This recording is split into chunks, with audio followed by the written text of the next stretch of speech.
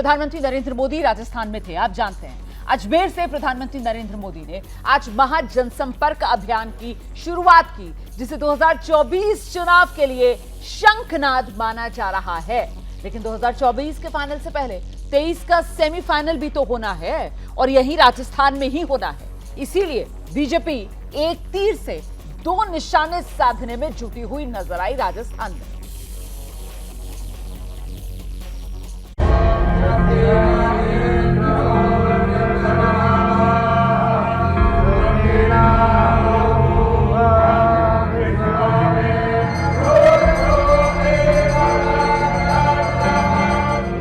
शुभ काम की शुरुआत पूजा पाठ से होती है और आज जब पीएम मोदी 2024 लोकसभा चुनाव का शंखनाद करने अजमेर पहुंचे, तो सबसे पहले उन्होंने पुष्कर में स्थित भगवान ब्रह्मा के इकलौते मंदिर में पूजा की और शीश झुकाया।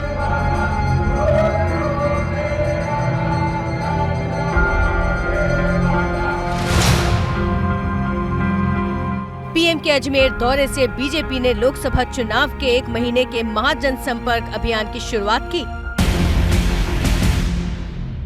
तो दूसरी तरफ इस साल राजस्थान में होने वाले विधानसभा चुनाव की तैयारियों को भी रफ्तार दी, यानी एक तीर से दो निशाने साधे। बोलो भारत माता की। अस्थिरता और अराजकता, यहाँ 5 साल से विधायक, मंत्री, मुख्यमंत्री आपस में लड़ने में ही बिजी है। राजस्थान की जनता की कांग्रेस को कोई चिंता नहीं है। राजस्थान उन 4 राज्यों में शुमार है जहां कांग्रेस अपने दम पर सत्ता में है और आपसी घमासान के बाद भी सत्ता में बनी हुई है। और कांग्रेस के इस मजबूत किले को भेदने के लिए पिछले 8 महीने से 6 बार पीएम राजस्थान पहुंच चुके हैं और 24 की चुनावी तैयारियों के लिए भी राजस्थान को चुना गया।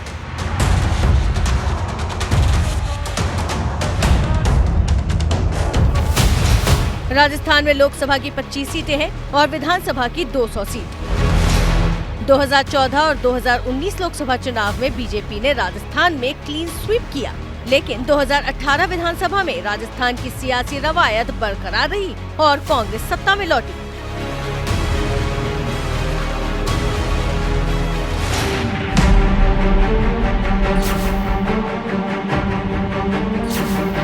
राजस्थान में कांग्रेस पायलट और गहलोत के झगड़े में फंसी हुई थी, लेकिन 2 दिन पहले कांग्रेस आला कमान ने दोनों नेताओं की सुलह करवाने की कोशिश की, जो कैमरे के फ्रेम में भी कैद हुआ।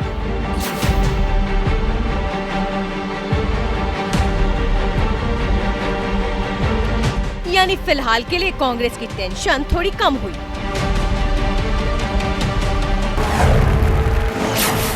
अजमेर संभाग में कांग्रेस नेता सचिन पायलट की अच्छी पकड़ मानी जाती है। वो साल 2009 में अजमेर सीट से सांसद भी रह चुके हैं और फिलहाल इसी संभाग की टोंक सीट से विधायक भी हैं।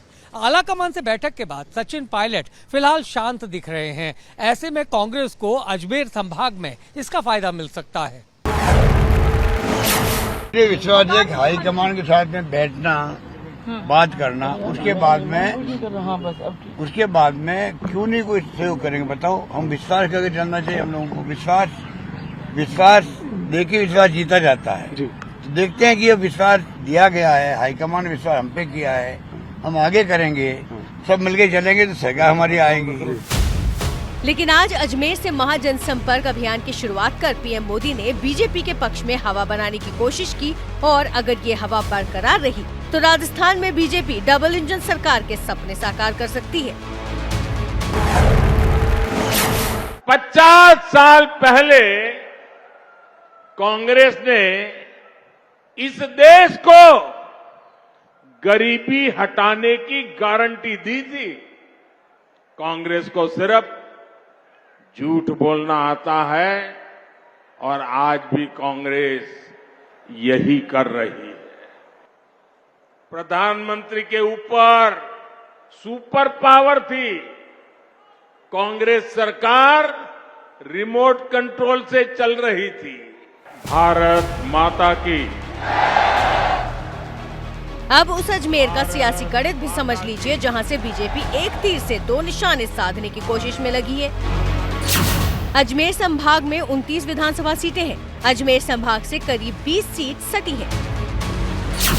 हाल ही में सीएम गहलोत ने अजमेर के जिले को 2 और हिस्सों में बांटकर दशकों की मांग पूरी की है, जिसका फायदा भी कांग्रेस को मिल सकता है। और पीएम मोदी के मेगा शो से बीजेपी भी अजमेर की सियासी जमीन को मजबूत करने में जुटी है, जिसका असर करीब 45 से 50 सीटों पर पड़ सकता है।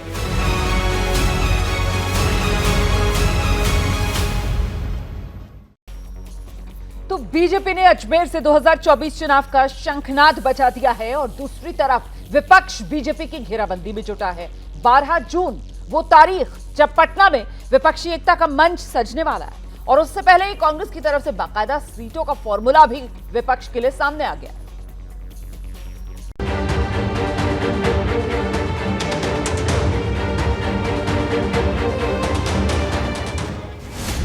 क्या 2024 में विपक्षी एकता की पिक्चर साकार हो पाएगी? क्योंकि कवायद तो शुरू हो चुकी है। पहले 20 मई को बेंगलुरु में शपथ ग्रहण समारोह में विपक्षी नेता एक साथ दिखे, तो अब 12 जून को पटना में विपक्षी दल एक बार फिर जुटने वाले हैं। कर्नाटक चुनाव से पहले भले ही कांग्रेस को क्षेत्रीय दल पूछ तक ना रहे हों, लेकिन अब कर्नाटक जीत के बाद कांग्रेस विपक्षी एकता के केंद्र में आ चुका है और इसीलिए कांग्रेस अब बीजेपी से निपटने का फॉर्मूला भी सुझा चुकी है। It is possible that in 450 seats we can field one common candidate against the BJP.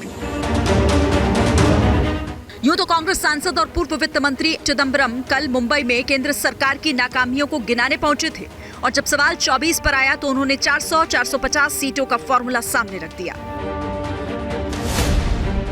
I can tell you that the party line so far is all the non-BJP opposition must get together as far as possible.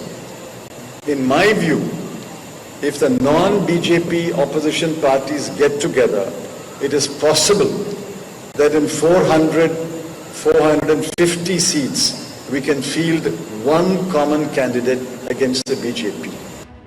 Congress ने BJP के खिलाफ जिस चक्रव्यूह की बात की वो नया नहीं है। इससे पहले पश्चिम बंगाल की सीएम ममता बनर्जी भी विपक्ष के लिए 200-200 सीट वाला गणित पेश कर चुकी है।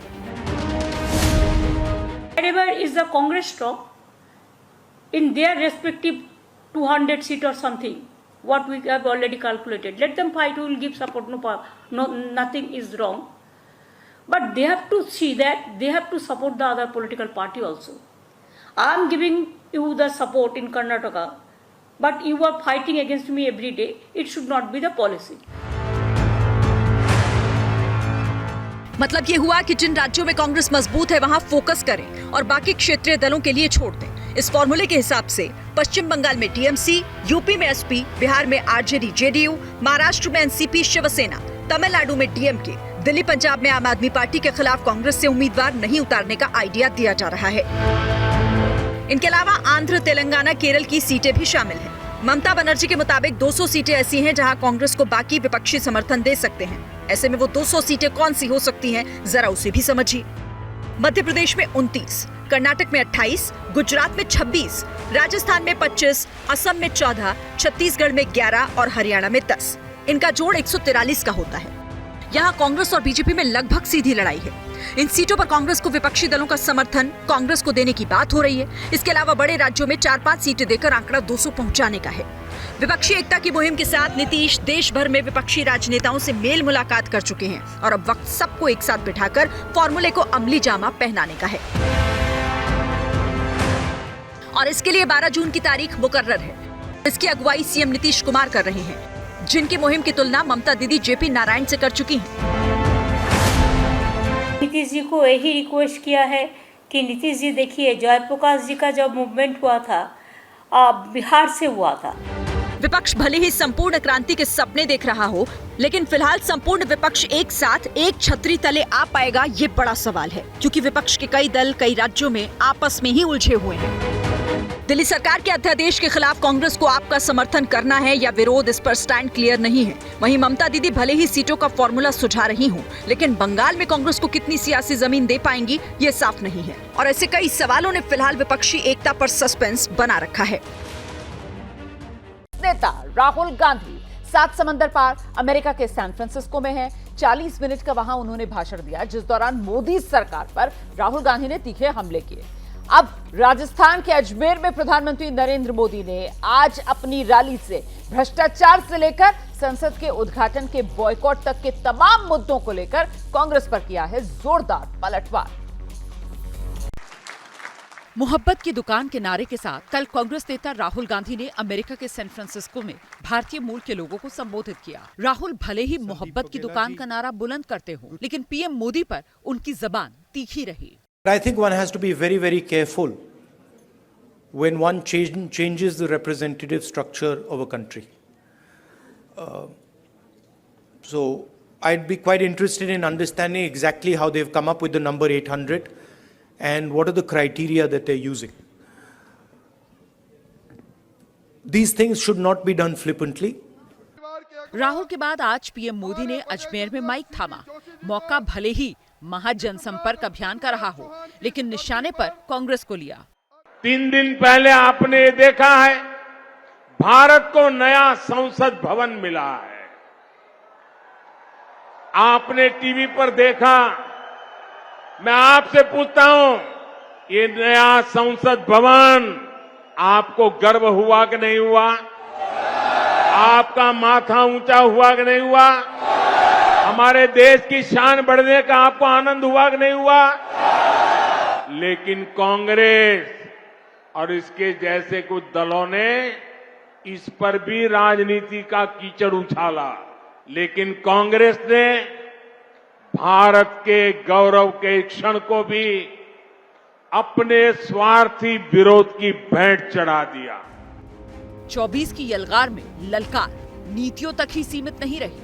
राहुल गांधी ने तंज कसते हुए कहा कि पीएम मोदी भगवान को भी दुनिया चलाना सिखा देंगे। We have a group of people in India. They think maybe they know even more than God. They could sit down with God and have a conversation and explain to him, about what is going on. And of course, our Prime Minister is one such specimen. I think if you sat Modi ji down next to God, Modi ji would start explaining to God how the universe works. PM Modi पर राहुल गांधी ने निजी बाढ़ छोड़े, तो जवाब में PM Modi ने कांग्रेस के हमलों का जवाब दिया। उनको गुस्सा इस बात का है कि गरीब का बेटा इनके अहंकार से आगे आड़ा कैसे आ रहा है, अड़ा कैसे हुआ है। इनको गुस्सा इस बात का है कि गरीब का बेटा इनकी मनमानी चलने क्यों नहीं दे रहा। इनको गुस्सा इस बात का है कि गरीब का बेटा इनके भ्रष्टाचार पर, इनके परिवारवाद पर सवाल क्यों खड़े कर रहा है। जैसे जैसे 2024 की चुनावी घड़ी करीब आ रही है, वार पलटवार तेज हो गया है और इससे सियासी पारा लगातार चढ़ता हुआ नजर आ रहा है। इस वक्त की बड़ी खबर आपको बताते हैं। पहलवानों के प्रदर्शन को लेकर एमएनएस प्रमुख राज ठाकरे का बयान आया है। राज ठाकरे ने प्रधानमंत्री मोदी को चिट्ठी लिखकर कहा है कि महिला पहलवान न्याय की गुहार लगा रहे हैं, ऐसे में उनकी बातें सुनी जाए, कोई समाधान निकाला जाए। राज ठाकरे ने कहा है, महिला रेसलर्स के साथ 28 मई को जो कुछ हुआ, उन्हें रास्ते पर पुलिस द्वारा घसीटा गया, ऐसी घटना आगे ना हो, इसलिए खुद प्रधानमंत्री को इन महिला रेसलर से मुलाकात कर मामले को सुलझाना चाहिए। तो महिला पहलवानों के समर्थन में खुलकर सामने आए हैं राज ठाकरे और प्रधानमंत्री नरेंद्र मोदी को उन्होंने बाकायदा चिट्ठी लिख दी।